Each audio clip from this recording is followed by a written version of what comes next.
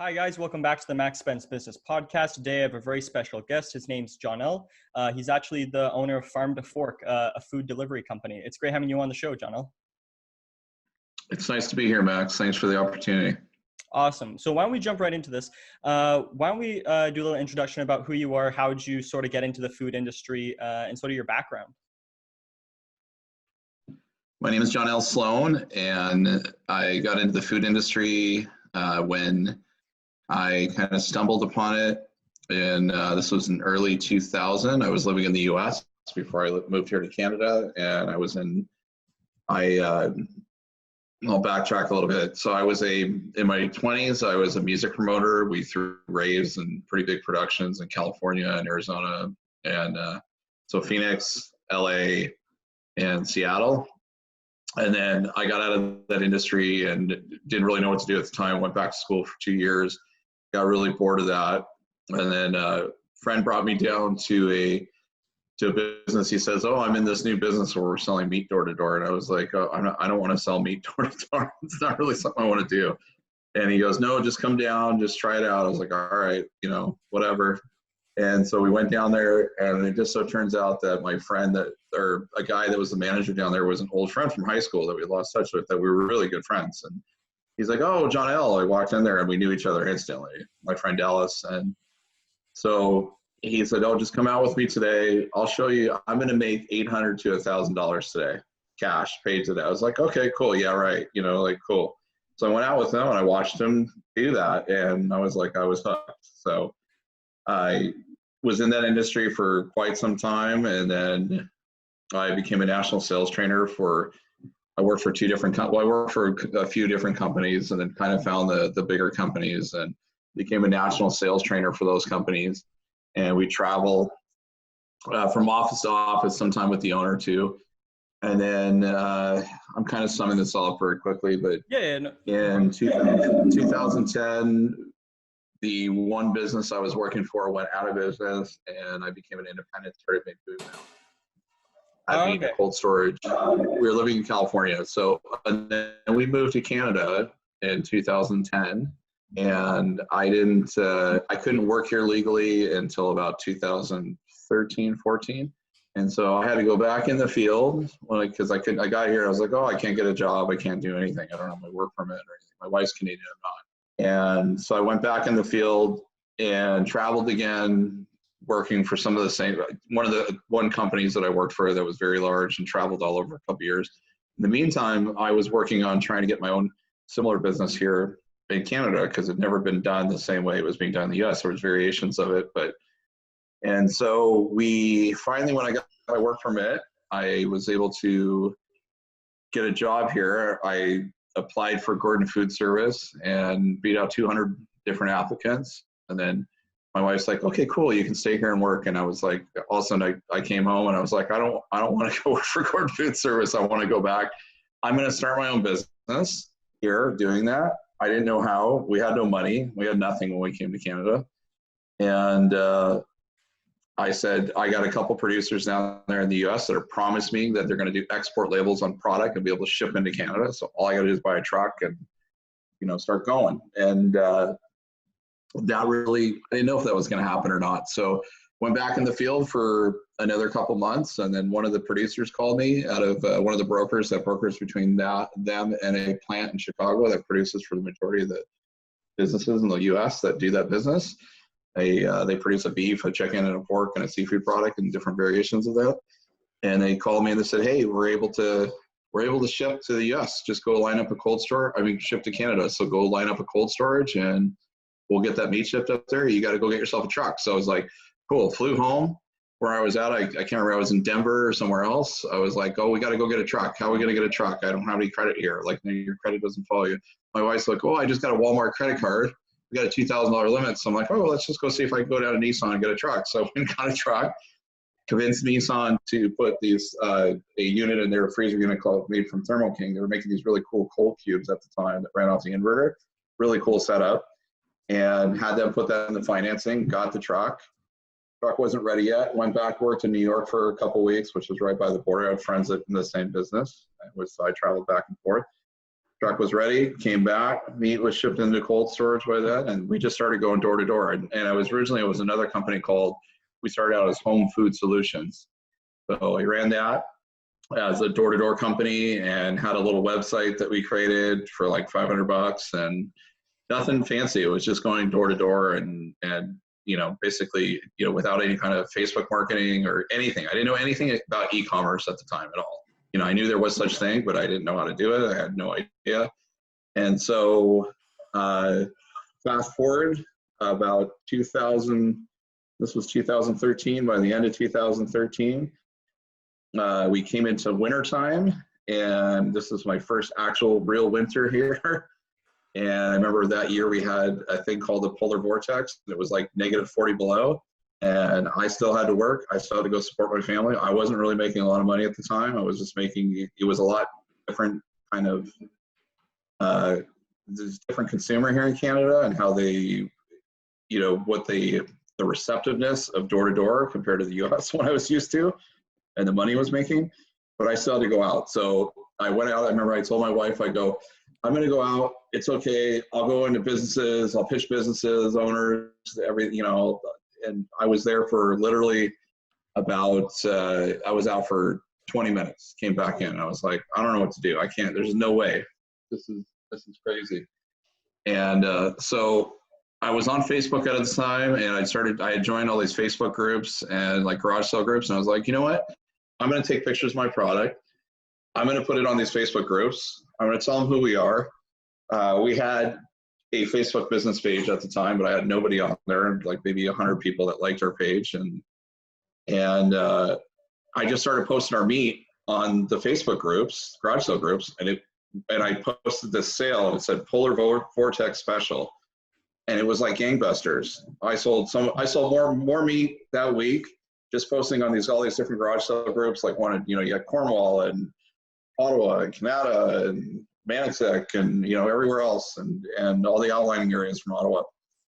And I sold so much meat that it was like, wow, I'm onto something. There's something to this. So I just kept repetitively posting on those groups week in and week out. This is who we are. Started driving people to our Farm to Fork Facebook page, our business page. Started building that up. Fast forward a little bit. That started to get built up. I started posting the same sales on there too. Started getting traction on there. In the meantime, the whole progress of the progression of our product line, everything, it was changing too. So the oil dropped out, right? I think it was in 2010, and then the dollar went flip-flop. Canadian dollar used to be on par. Didn't make sense to export product anymore. Plus, those products were terrible. They weren't good, and it was just a means to the end to get the business started. And I wanted to sell a different kind of product anyway. So I took that product, brought it to a local guy in Smith Falls that ran a slaughterhouse. Said, hey, can you replicate this? He was so excited. He thought, that's cool. That's the coolest looking packaging and everything, that concept, this whole, everything, individual boxes in a main box that you just take into the house and then take the boxes out and show it how it shows. I'm like, yeah, it's a great, it shows perfectly for the door-to-door type meat sale setup, So I went to him. He started producing product. We outgrew him. I started going to where he was getting his products, to a federal producer out in Green Valley, which is way out like Alexandria area. Outgrew them. I got an invitation to meet with Derma Meats, which is in Toronto, Cisco, and they were just kind of starting. They only been around for a while, that plant. Cisco had bought that further processing plant. Got with them. Drove out to Toronto, somehow convinced Cisco, which is a publicly traded company, to take on a little door-to-door guy. Brought my products in the little boardroom and everything else, and they were like, cool, yeah, we can do this. What do you want? Like, here. Then they sent me home with a bunch of samples, and we got the pricing together, and the rest was kind of history. And so we kept evolving and kept bringing in new products, new product lines, working with other producers, trying new things. And fast forward,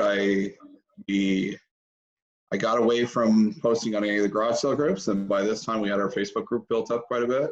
And I was just doing, for a long time, up until 2017, we were just doing just our weekly, almost like a weekly flyer, an ad that people would see on our Facebook page that would have this long laborious list of products and pictures. And take pictures of new products and everything else. And we just use Messenger to coordinate deliveries. And, 2017, 2018, like we did a ton of sales to the point where Facebook reached out to me when they came here. They did a Facebook, it was a Facebook commerce type. They were doing a tour, and we got picked as one of the businesses because they couldn't believe that we did the amount of revenue that I did with one person, just using no website platform. Like my website did maybe at the time, like it was just more for informational, did maybe like 10% of the sales on there. It was all done through Messenger, and they couldn't believe that I was doing no Facebook ads, no Google ads, just this Facebook Messenger, using, that to set up all these deliveries and the sales and just managing that. So fast forward to, we were at 2000. So it took me a while. I decided to build a new website. I'm like, I want to scale this. I want to really get into e-commerce, like full board, Facebook ads, Google, email marketing, everything that, is involved with that. And we built a new website in 2019 with the company Venture Creative, which was one of the best things I could have done. Implemented all this sales software, like automation software, nothing I knew nothing about at the time. And this is where we're going to come to the whole COVID thing too. And so I spent a ton of money out of pocket. Meanwhile, I had bootstrapped everything. I borrowed no money at all. I've never borrowed money to fund our business, other than for the truck, for a loan. But anything to, marketing, anything else, buying equipment, overhead, anything like that, I just used my own money. So I spent $20,000 on this website. I thought, wow, that's a lot of money for the website. Now I know that's really not that much money for a really nice quality website that's well done. The $8,000 of that was like sales automation software that I didn't really know anything about, didn't know that I needed, got convinced to do. Thank God I did. And we came into the first of the year, things were still, so I shifted the whole business to online, all Facebook ads, and didn't really know. The transition was weird too, because all of our customers are used to just that whole relationship where they could just message us and get what they wanted. And now really we changed the platform. So everything kind of died off there for a bit. And I was like, oh, well, I just spent all this money. Plus I moved into a new facility. We were partnered with Northern Shopper, which is a company where we ship our products through them up to Nunavut. We service about 10 communities up there. And we moved into our own facility. So that was costing more too. And then COVID hit, and thank God that I did. And we had all these systems in place, and we were able to scale very, very quickly, from our producers to our, producing product to our website, the way it functioned. So I was able to run everything off the phone, and I still am, just from all their, from just the different systems that we have in place. So that's kind of everything from the beginning up to now. That's in a nutshell. There's a lot more things involved and a lot more challenges that happen between there. Heartache and terrible stuff that happened, and money I spent that I got ripped off on websites and freezers, and I mean, we're talking a lot of money. So, but those are things business owners go through, and oftentimes when you step out and you don't speak the language of certain things that you need in certain businesses, and they do, you can get taken advantage of, unfortunately. So, but that's here nor there. It didn't matter at this point, so. Yeah, that's a lot to unpack. That's absolutely incredible. That's a crazy story. I had a few questions we started. I came to Canada with nothing, and just kind of. What's that? Yeah, no, I was just saying I had a few questions at the beginning there, but it was just as you explained more of the story, it got more interesting. I was like, there's just more questions to ask. I figured I'd just roll with it. That would kind of give you a background. Yeah. Go ahead. Sure. Shoot. Yeah, so I would like to take it back to actually the beginning. So just to sort of recover, so you were doing music promotion in the US, and then you got into door-to-door sales. I sort of want to talk to you about door-to-door sales, because I know in Canada, not many people actually do door-to-door as well, like you were previously saying. It was like a different interaction than the US. Do people do a lot more door-to-door in the US than they have you? Oh yeah, there's guys that I have friends on Facebook that they transitioned out of the meat business. Now they're doing roofs and selling roofing in Florida and stuff. These guys are making like multi 6 figures, 6 figures. So like guys are doing really well. it's just a whole different ballgame. There's the population, there's the money, there's the receptiveness of that. U.S. consumers seem to be more receptive of those kind of things than Canadian consumers, and I don't really know why that is. I have my own thoughts about that, but I don't really know why that is. So, because like I did door to door for a bit, and it's completely different than anything else. It's completely different than any other like sales job you'll ever do. It's like going into very cold leads. So what are your sort of thoughts? I still think it's like a really good idea to build your sales, sales skills, like the core sales skills and ability. What are your sort of thoughts on it? Do you think if somebody's wanting to go into sales and marketing or something, that they should? Oh, I think that would be the best thing to do is get your feet wet. Is going to door sales, because that's going to toughen you up, man. That gives you the tough skin. So that gives you can get that kind of rejection at the door and go into a cold lead and knock on somebody's door in their private space and get in their door and engage a conversation and then create a transaction, and create a sale out of that. Like that's not an easy thing to do, Yeah. It's really not, So I would suggest anybody that wants to get into sales, I suggest they do that first. Because if you do that for a while, then you get into another like order taker sales job that I call them, like working for different companies where you're giving like accounts and you just go service those accounts. Totally different, So yeah, I agree with that as well. It's much different, like you said. It's like, and you have to be very good at communication skills with communicating to that client and convincing them of why they should take your product over somebody else's product. So I sort of want to jump out to actually. So they have to like you right away. Like it has to be. Let me interject. It has to be somebody. It's not just the communication skills. They have to like you. You have to find something you have in common with them, like right away. That's what I've always found. Like that's more a part of everything, because then instantly you create a comfort level with them that is not there as if you're just giving them information and here's my information and here's what, it's like, we call that in the business, we used to call that dropping your pants. So it's like telling them everything before you even, you don't do that, that the sale is with a door-to-door sale, the sale portion is such a small part of it than the actual conversation that you have with people, like that's the bigger part of it, that I find anyways, that was great success in that arena, so. Yeah, I agree with that as well. It's people want to sell to, they want to sell to their, they want to buy from their friends, right? Like they want to buy from people that they like, just because you have information doesn't mean, unless you're the only, product in the market that somebody really needs, then, they'll go to you. But usually in those instances, of course. Yeah. So actually jumping to, so you did door-to-door sales for a bit, then you became a national sales manager, then you, in sort of meat industry. So it sort of seems like you sort of fell into the meat industry and then sort of found a passion for it and a love for everything around it. So I sort of want to talk about that. Is that sort of how you sort of found your passion, or was there other things that you were sort of interested in? I wouldn't, it's a passion in the sense because I've always had a passion for, it doesn't matter what kind of product it is, for things that are niche market. Like that's our business now. It's very niche market. I call it top of the funnel. We're not trying to compete at the bottom of the funnel with businesses like a Walmart or grocery store. We're trying to carry, we don't try, we carry products that are niche market, meaning like stuff that you can't, products that you can't go into the grocery store and find, or you can find on a very limited basis. And those are the products that we want to carry, we want to market, and we want to provide transparency around and provide education around them at the same time, to where it gets customers excited to why you'd want to use this product over something in the other. Why do you want to use our chicken breast over the chicken breast in the store? What makes it different? Most people don't know. And a lot of the grocery stores and other retailers, they don't provide a lot of transparency when it comes to that, because they're just pushing price.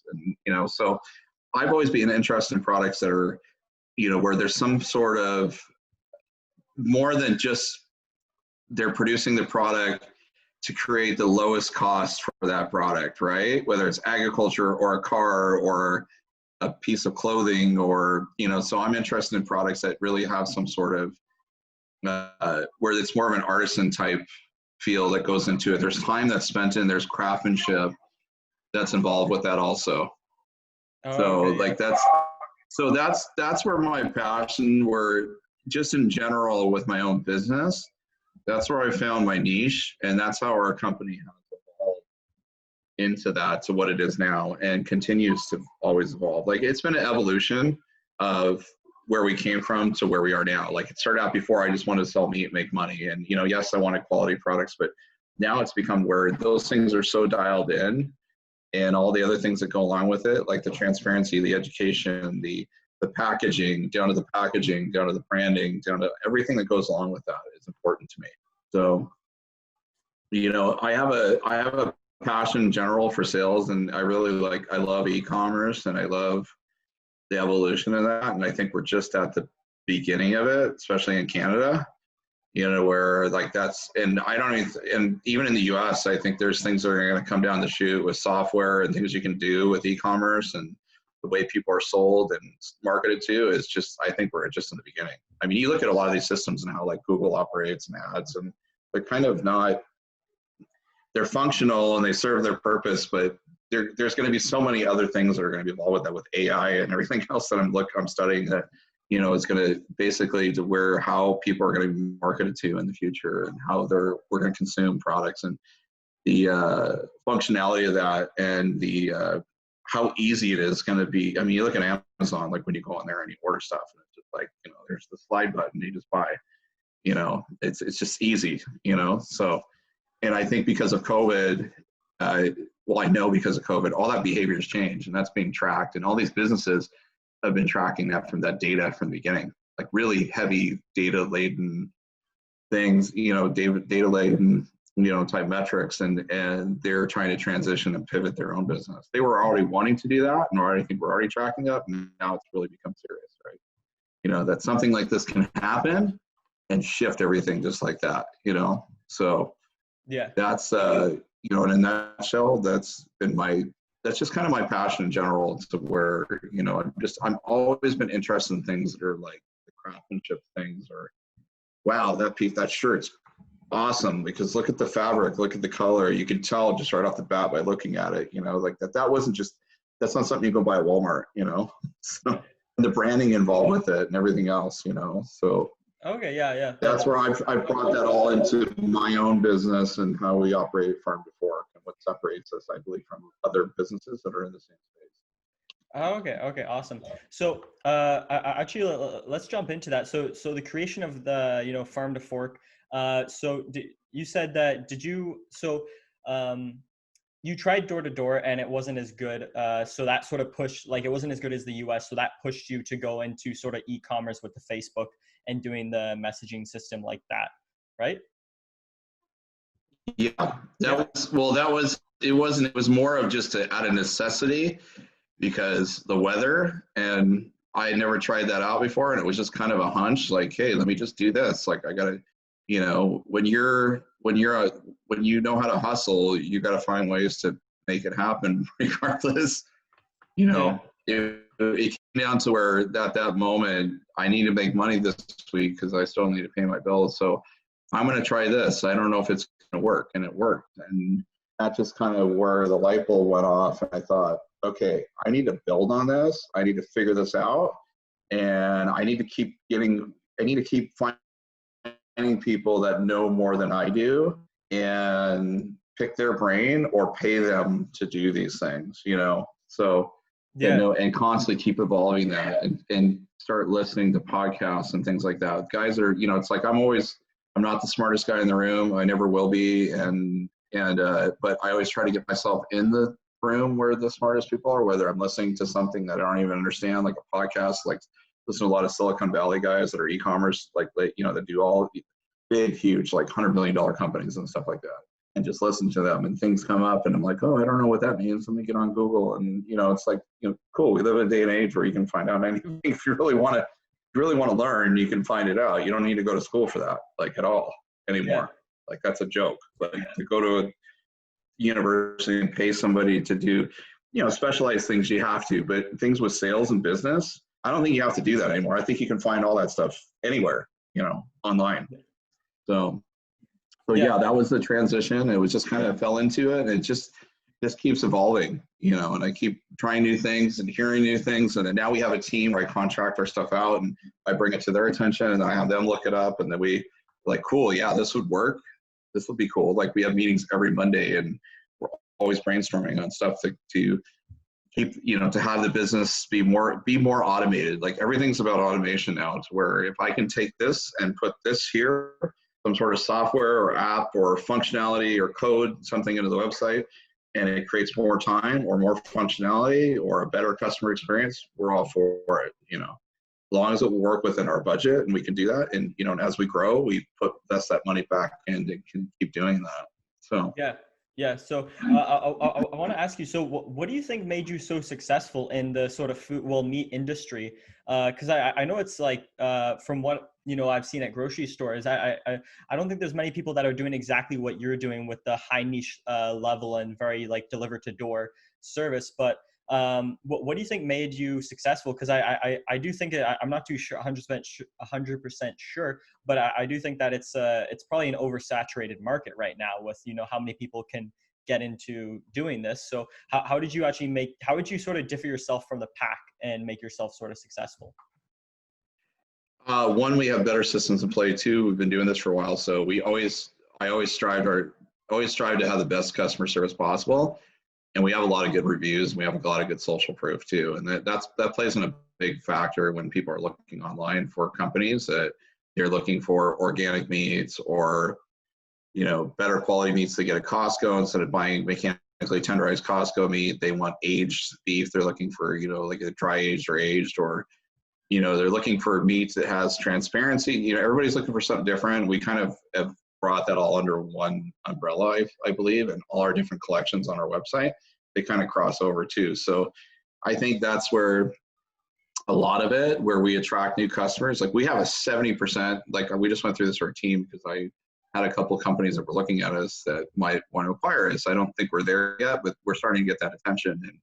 And one of the things that I noticed that was like such a good metric was that we have a 70% retention rate for customers. Most businesses don't. Like most businesses are like, so, they get all this money, they raise capital, they pump and put it all into marketing, they lose money on customer acquisition, like build about the third or fourth customer. They hope the customer is going to stick around. And it's just like a race to the bottom model. And I thought, I'm going to backtrack a little bit. I thought like when I first got online and started doing this, I wanted to emulate all those meal kit companies that are doing, the Good Foods and the HelloFreshes and the way they operate. I'm like, I can't compete with that. So I have to focus on what I can do. And we're a top of the funnel business. We're niche market. We stopped running sales, attracted whole new customers. COVID was great because it allowed us to do that and bring all these new people in the fold that have continued to buy too, which is great. They see we have a full price product. We're more expensive than some others, but I know our products are better. I can guarantee that because I know who these companies use. I know what I've done my research. I know what processors they use. I know where they source their meat. And, I don't care. Like if we want to have the best product possible because I want the customer to have the best experience possible 99% of the time, or, so that way down to the packaging, the quality, the service, and that way we can charge what we want to charge, and we're less expensive some, more expensive the other, we're more expensive the store. We're not trying to compete with the store. I don't want to, we're clear about that, why we're different than the store, from our marketing to our website, to when the customer gets the product, to the packaging, to the quality and the feedback we get, so that's where I think we differentiate like us from the different companies in the space. And, and when people reach out to us and are like, hey, so why would I buy from you from the store? I'm like, well, we're more expensive. I tell people right off that we're more expensive. Are you cheaper than the store? Are you, what's your price compared to the store? I said, our prices are more expensive. Like, that's the first thing I tell people. Like, we're not trying to compete with the store.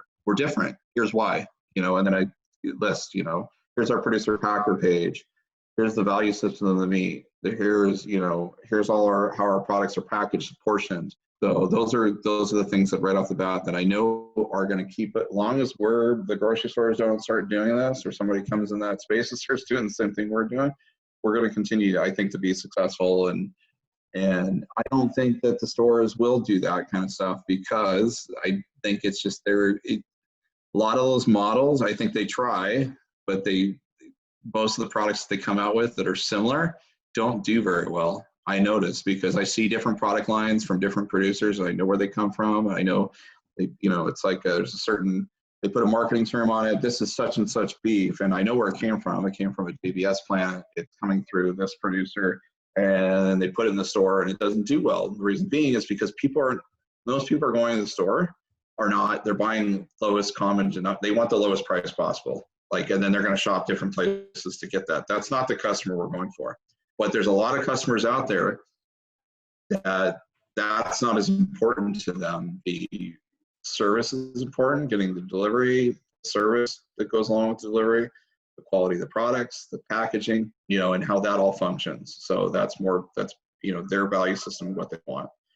Yeah, I agree with you as well with that. Is that it's different from buying a Toyota Camry and between buying a Toyota Camry and buying a Porsche. The service is completely different with it, right? Of course, you would hope so. Yes. Yeah.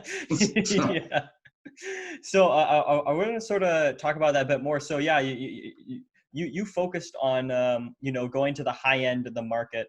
And focusing more on service with the packaging. Like you said, you're differentiating yourself with the packaging and the quality cuts of meat that you do. What made you go to the high, like in the US when you're doing door to door, was it high level, high end meat, or when you came here, you sort of saw that there was No, that meat was terrible. No, that meat was just that whole business in the US, that's door to door meat business, is all buy low, sell high. Convince people there was a big deception. I didn't sell that way, but a lot of guys do. So typically this is how this works in a nutshell. So you go to the office and you work for a company, you get hired, you go in the morning, they give you a truck, they charge you $30 a day for the truck. I never had to pay for the truck because I did numbers. So I told them, listen, I'm not going to pay your truck fee. And they load you up with product out of the freezer. You go sell the product, you come back that night and you pay for the product, but they give you a brochure, or some guys make their own brochure and say you're buying that beef pack, that bundle for $100. They're all set up the same. Everything's portion controlled, vacuum sealed, every pack's the same. There's no differentiating. And say you bought that for $100, you get in the door and you're trying to mark it up to $300 or $400, like guys do. I never sold like that. I sold more volume because I always felt bad too, because I knew our product was not good product. And those products are, in that industry, the reason why there's these big plants in Chicago, for the most part, there's only 3 or 4 that do produce that type of product. It's called the six-pack beef, pork, chicken, and they have a seafood one. And the reason why those companies love the door-to-door meat business is because they take all their fall-off products. So when a big plant produces, they have a contract, say, with Denny's restaurants in the States. They don't really have those here, or they're massive there, or Subway, or one of these other big producers where they're producing, or Walmart. Those little steaks you see at Walmart, you don't really see them here, that are mechanically tenderized and portioned and are in the frozen bin. They like those companies because they have to buy all this box beef, and whatever's the fall off that comes off of that goes into these pretty little molds and for the six-pack business, and it's all this fall off product that they make look real pretty with the packaging and the colorful color boxes and everything else. So no, that product was terrible. I always felt bad selling it. It was just kind of a means to the end, and it's as I evolved, first it was just about money and I didn't really care. I mean, I wasn't deceptive in my sales practice, but I didn't do things that other guys did, but I knew it wasn't a good product. I didn't present it as such. I just presented it as, these are steaks. This is what steak costs in the store. And, steaks normally cost this in the store. Do you agree with that? Yes, we do. Okay, so we're offering this for this. Or you would say buy one, get one, because your brochure would say $400, even though you bought that case for $100. So you could sell a chicken and a beef pack for $200. So, I mean, you're paying $200, you sell it for $400. There, you spend $200 cash at the door. So when I got into, I had been in that business for so long, and when I came here and I wanted to transition, my whole goal was to sell better product and evolve. And prove that you could do that, and that you didn't have to have an inferior product that you bought for nothing and sell for high. And all that did was just burn out neighborhoods. Like, so you'd go into a neighborhood, like there was, if that business would have been done correctly in the first place a long time ago when it started in the late 80s, like those guys were multimillionaires for a long time. All that stuff, it all dies. It comes full circle, and you just burn out neighborhoods, and you attract a lot of guys that have all sorts of problems because it's a very kind of deceptive cash on hands business. So so if it would have been done correctly in the first place, those guys would be multimillionaires, and they would have these neighborhoods, would be a whole industry. And then it would have been able to transition online too, which a lot of companies are doing stuff in that space. And I follow like the Crowd Cows and the Butcher Boxes and a couple other smaller companies too. And then you have all the meal kit companies, and you have like Carnivore Club and things like that, like off things that are still related to meat for e-commerce that are doing very well. Like, Butcher Box and Crowd Cow like they're massive companies and do really well. Like that's how I kind of modeled like when we were first starting our website, I kind of modeled, or I really followed them and really did a lot of investigation on how they run their company and how they're set up, and looked at their marketing. And I still look at it every day and all their posts, and because I like what they do. I think they're progressive and they continue to evolve. So, that's where we want to be at. We want to be on that kind of level. I mean, right now we're operating in Ottawa and surrounding areas. We go to Montreal once a week, and then we ship up to Nunavut. My next goal is to open in Toronto, because a lot of our producers are like, we're our further processors that package all our meat.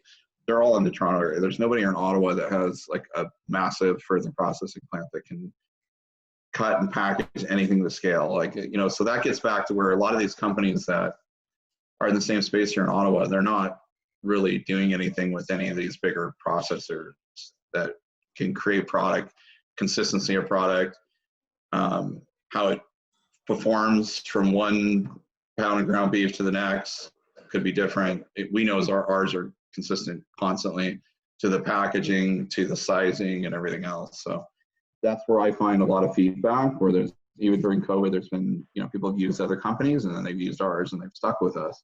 They're like, yeah, we use this other company, we're trying you out. And then the next order I go there and they're like, we're going to stay with you. Like you're, the way you're, from the ordering process to the delivery is just so smooth, so functional. The meat is better. The packaging is better. The service is better. So that's awesome. That's absolutely incredible.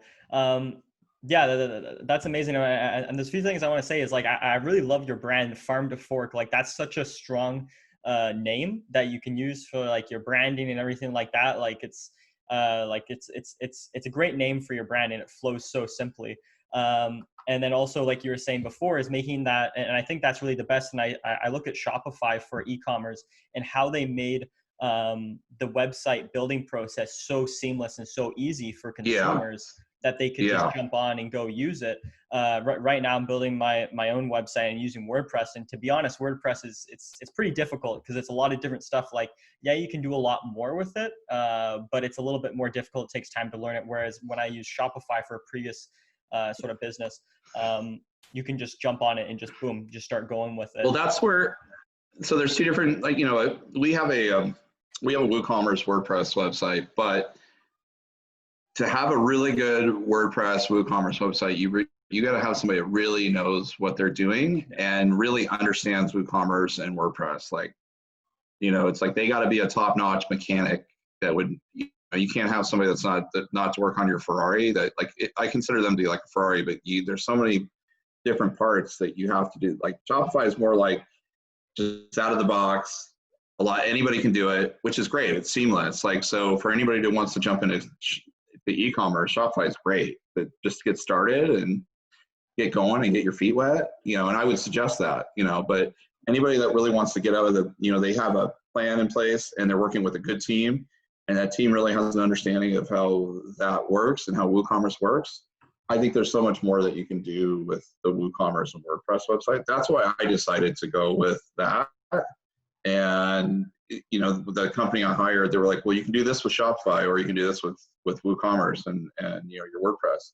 I thought, okay, well, I want to do this, and I don't, and there's other reasons why I don't use Shopify too, but I won't get into that. But I'm glad that we didn't go with a Shopify website. I'm glad we went with, just because of the intricacies of our website and how it functions, and the other Yeah. software that we have integrated into there that we use, like Infusionsoft. And Infusionsoft is a great software. That's another software that you really have. It's just all these parts, and you have to have somebody that really knows their stuff, that can code and put all that together and make it function properly. It's not something where an average person could just go in there and do. It's not, Yeah, So, I'm sort of finding that out right now with building that website. Yeah, like you can sort of tell like right off the bat with Shopify is if it's a Shopify website, because the layout's sort of the exact always same the way thing. the layouts Yeah. are, yeah, like the templates and layouts, like I can get on a website, oh, that's a Shopify website. Yeah. So, Yeah, and like you were saying, you're targeting a more high level consumer, so you need to have more intricate stuff for your website and a much more appealing website for your consumer than sort yeah, of just the basic, which I actually really like. So I know we're coming to the close to the end here. I just want to ask you, yeah. so how has sort of COVID affected your business? I know that, for e-commerce, it has absolutely done amazing things for the e-commerce world for people that are, that are in that sort of business side, that because everything's shifted from people going to the store and now buying online, everything pretty much. Well, yeah, because behavior, the statistics that I read were that, there was a good podcast I listened to by John, or I can't pronounce the last name, but he was the CEO of Good Food, and I follow him, and I love what Good Food does, and out of the meal kit companies, I think their stuff's just so on point for meal kit. And he gave some statistics that were like Canadian consumers shop online for, it was like pre-COVID, it was like 2%. So he was giving like what their revenues are compared to what the grocery store like as a whole in Canada. And I was like, whoa, I didn't realize it was so much bigger than, like, they're not even really touching on completely on the whole market, and it was 2%. Now they're saying it's progressed what it would in this short amount of time, in a couple months, almost 10 years. And now consumers are shopping online. You're looking at, over 10 to 14% of Canadian consumers are shopping online for their groceries or some sort of food products. And I might be wrong on that, but that's where the last couple things that I've read. And so, to backtrack a little bit, that has really benefited our business in that way. But also for me personally, like I had said, we were really trying to compete at that race to the bottom model. And I was trying to emulate what all these other companies were doing. And at the advice of my team and others, they kept saying, quit doing that, quit running sales all the time, quit trying to catch that customer. And when COVID hit, I took everything off sale, didn't run any sales, and brought in a whole new type of customer. And then I listened to another podcast by this guy that I follow that's amazing in e-commerce, guy Joshua Snow, and he has a brand, Snow, which they're massive in the US for like dental products, like the mouth guards, and you can buy those at for a low price. Go in Walmart and buy a similar product and stuff, but their product is like $100 compared to those products are $30. But he talked about, I was like, well, how do you do that? How do you compete? He was like, he mentioned something about being bottom of the funnel and top of the funnel, and it was like light bulb went off, and I'm like, that's where I need to be. Like, I'm not going to compete with that. So COVID allowed me to get out of that mindset, and I haven't went back. And there's been times where I'm going, or like I'm looking at we have our app on our phone, it tracks our sales, and I can see all the data through our WooCommerce app, and I'm like, oh man, it's gonna start off slow this week. And it's like, I'm like, maybe I need to run a sale and like, no, I just don't do that anymore. Like we've gotten to this whole model where we're offering through email marketing, which is so effective. We're offering special offers on products. So our producers will come to us with a really high quality product from a farm that they had bought a lot of raw material. They had it for another customer, say in Toronto. That customer backed out. It's a great product. There's nothing wrong with it. They need to move it. So they offer us a deal on it. And then I offer that to the customer, at a discounted price. It's not sale. This is just here's a special offer on this. And we have a limited amount of that. And we send that out through our email marketing. And it's great because we have a minimum order on our website. And so it drives people to the website to purchase that product. And then they shop for the other products. And it's like, it's only it benefits the customer because they're still getting a deal on it, and they are. It's not a deception. Like they're still like we're passing its savings along, but it's only a 5% in margins for us either. Like between our regular price markup on stuff and that special offer. So we've been doing that like all like kind of after COVID, and it's just really worked out. Like so, I'm always finding new products to feature and offer special offers. And yeah, we're still going to run sales. I got a plan for Black Friday. We're going to blow out like I want to do like 50,000 revenue in a couple days. And like, that's my goal, like just something massive and crazy, like blow out we got 20 pallets of freezer space full of product that I can hold. So I'm going to load it up and we're going to blow it out. Like, wow. But I want it to be more like that. You know how like Nordstrom operates? I don't know if you know anything about Nordstrom. They do like a half yearly sale and they do little quarter things, but they're Nordstrom. They know their prices are higher, but the quality and the service and what they've been known for, that's their brand, right? And they are what they represent, you know, the kind of products that you can get there, the kind of clothing or shoes or, you know, women's clothing, men's clothing, and then the service that goes along with it.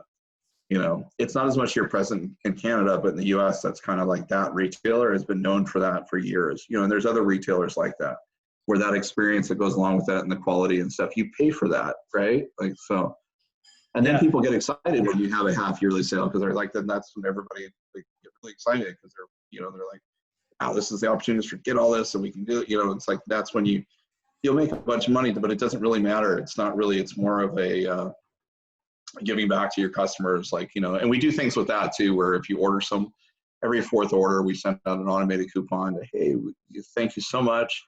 Here's a $20 off coupon for you, you know, because we appreciate it. And we do that on every fourth order. We send that out. So, you know. Okay, awesome. So I know we're coming to the end here. That's absolutely amazing. I know I talk a lot, Max, so you got me going. And No, I love it. That's what I love. I love when people just start explaining their business and what they're doing and everything like that. It's absolutely amazing. So actually, I sort of want to talk to you about, like, I know you have that Black Friday sale that's sort of in the projects in the works right now that you want to do a lot of amazing stuff with. So what are your sort of future goals with the company? Is it sort of expanding your sort of customer acquisitions within Ottawa, and, you know, opening a base in sort of Toronto? What are your sort of future goals, and what's going to be happening with the company? So my current goal, and we've been kind of sitting on this for a while, I've just been kind of coasting, but you can't really do that as a business for too long, is that I think we're already in talks with our producer, one of our main producer that packages and cuts and packages like 90% of our products in Toronto, and we're going to open there. That's going to be the next, that's the next plan, like, is to get into that market, continue to build up our Ottawa base, and continue to service our customers in Montreal on Saturdays. I don't see us going into Montreal and setting something up. That's a whole nother conversation on why that might be difficult. And then continue to service, you know, Northern Shopper. We do a ton of business up there considering the population, but service none of it through Northern Shopper. And that has grown every year too, but it's just the next big move is to go to Toronto, open up there. We're gonna put together a couple little test markets and get that functionality going and work out any kinks, and then we're gonna scale that up. And then my goal, I'd say I can probably stay in this business for another year unless somebody comes to me and says, here, I'm gonna give you X amount of dollars, which I have in my mind, is to eventually sell the business in a year. And then I want to start out, I really am already thinking about other businesses that are less logistic challenging for scalability. Now that I've kind of had this built up my knowledge of e-commerce, and like, this is why certain people run certain businesses, because the scalability is so much easier. It's like, if you can take a product, throw it in a box, not have to worry about where it's refrigerated or frozen, and ship it all across Canada, that's the kind of product that you want. Like, so that comes to a question you were going to ask about, like, if somebody's starting out, you know, one, I would take, if somebody wants to start out an e-commerce business, I would look at businesses that are easy to scale, you know, that you don't have to worry about, one, the product is easy to access. You have to think about that product. If that producer you're going to get that product from is easy to scale, like that they have room to move, that they'll start out with you, they'll work with you. You find somebody that will work with you, and there's room to grow. and two, something that's easy to throw in a box and ship all over Canada without a lot of problems. And, and then the other stuff is just easy. Like, you have to get good teams and good systems in place, and that takes some time too. And I wouldn't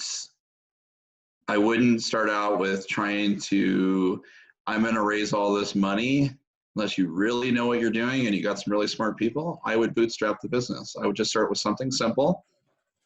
Good brand, think of a good brand, think of a way to, that I think of that, you get your packaging in line, your product in line, and then just work with a, base level team that knows a little bit about Facebook marketing and Google ads. And they don't have to be like super pros, but somebody that will do the job correctly. And, that's it. You can get started with a bit, like you said, like you can start a Shopify website. It's easy. It doesn't cost a lot to do that, and then just leverage all the different outlets to do that, from email marketing to Facebook to Google ads to, depending on your business and what it is. So, there's not a lot of hurdles with that anymore, and they're making it easier and easier, and it's going to keep getting easier. Like, it's going to be so easy to do stuff. Like, they're going to be coming out with no code products and stuff like that too. They're going to be like softwares.